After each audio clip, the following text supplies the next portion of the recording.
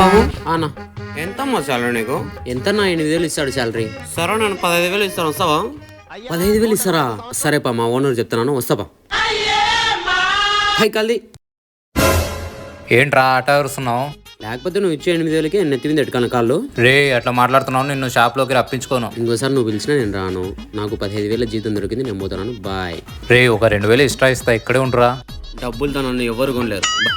రే నా మాట వినరా? అన్న ఎట్లా పోదామా? ఒక్క నిమిషం, ఇప్పుడే వస్తాం. ఓకేనా.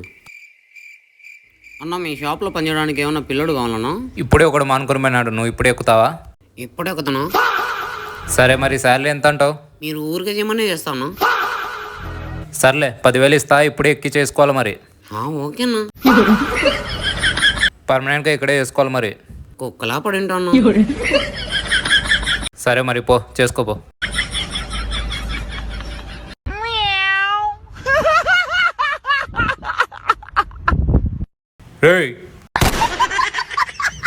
ఏం చేస్తున్నావురా ఇక్కడ?